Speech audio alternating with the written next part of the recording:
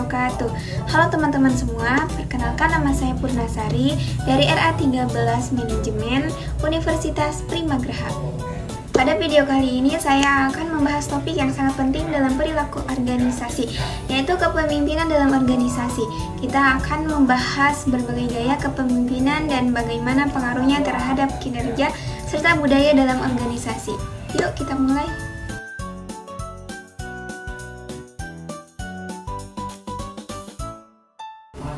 Di sini ada definisi kepemimpinan. Apa sih kepemimpinan itu? Jadi, kepemimpinan adalah proses di mana seorang individu mempengaruhi kelompok atau organisasi untuk mencapai tujuan bersama. Kepemimpinan bukan sekedar memberi perintah, tapi juga mengarahkan, memotivasi, dan menginspirasi anggota tim agar bekerja secara efektif. Kenapa sih kepemimpinan itu penting? Karena dalam organisasi, pemimpin berperan sebagai penghubung antara visi organisasi dengan pelaksanaannya. Gaya kepemimpinan yang tepat meningkatkan produktivitas, menciptakan lingkungan kerja yang harmonis, serta mempengaruhi tingkat kepuasan dan loyalitas karyawan. Di sini ada gaya-gaya kepemimpinan yang umum digunakan.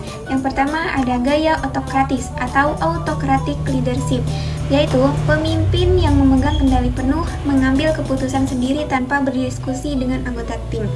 Kelebihannya, keputusan cepat, efisien untuk situasi darurat atau saat waktu terbatas. Kekurangannya, yaitu bisa membuat anggota tim merasa tidak dihargai, menurunkan motivasi dan kreativitas. Yang kedua ada gaya demokratis atau democratic leadership, yaitu pemimpin mengajak tim berdiskusi dan mengambil keputusan bersama-sama. Kelebihannya bisa meningkatkan rasa memiliki dan motivasi tim, mendorong kreativitas dan ide-ide baru. Kekurangannya, proses pengambilan keputusan bisa lama dan tidak efisien saat dibutuhkan tindakan cepat. Dan yang terakhir ada gaya laissez-faire atau delegative leadership, yaitu pemimpin yang memberikan kebebasan penuh kepada anggota tim untuk bekerja secara mandiri dan hanya memberikan sedikit arahan. Kelebihannya, cocok untuk tim yang sudah sangat kompeten dan mandiri, mendorong inovasi. Dan kekurangannya yaitu jika anggota tim kurang disiplin atau tidak memiliki inisiatif, bisa menyebabkan kekacauan dan penurunan produktivitas. Di sini ada teori kepemimpinan singkat. Yang pertama ada teori sifat.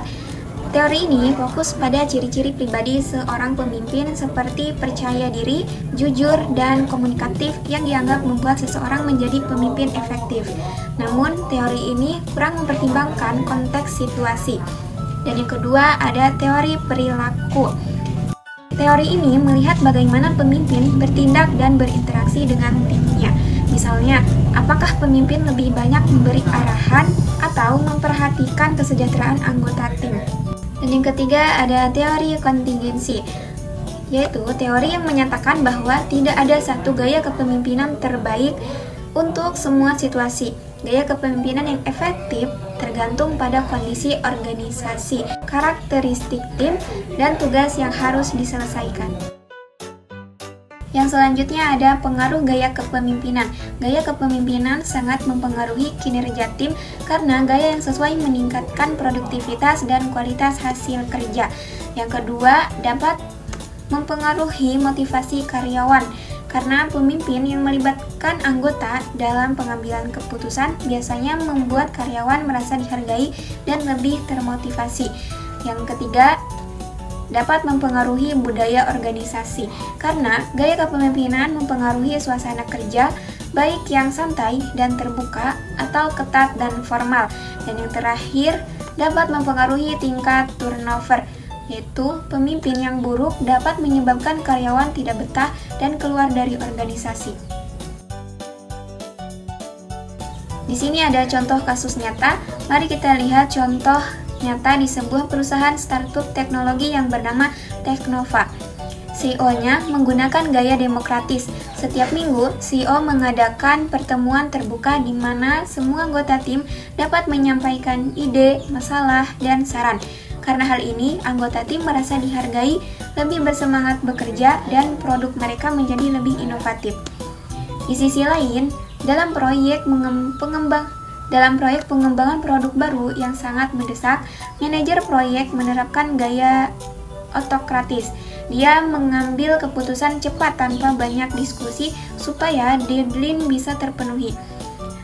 Meskipun tim merasa tertekan, proyek berhasil selesai tepat waktu dan mendapatkan pujian dari klien. Analisis kasus Tenova menunjukkan bahwa gaya demokratis sangat efektif untuk meningkatkan kreativitas dan motivasi, terutama dalam situasi yang membutuhkan inovasi dan kerja tim yang erat.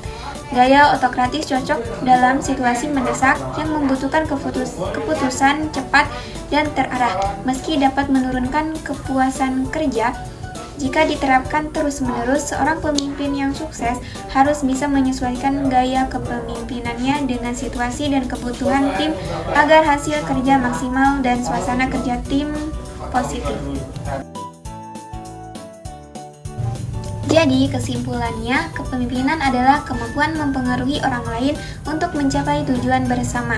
Ada berbagai gaya kepemimpinan seperti otokratis, demokratis, dan laissez-faire. Masing-masing punya kelebihan dan kekurangan. Pilihan gaya kepemimpinan yang tepat sangat bergantung pada situasi organisasi dan karakteristik tim. Gaya kepemimpinan yang baik akan meningkatkan motivasi, produktivitas, dan kesejahteraan anggota tim. Seorang pemimpin yang fleksibel dan adaptif adalah kunci keberhasilan suatu organisasi.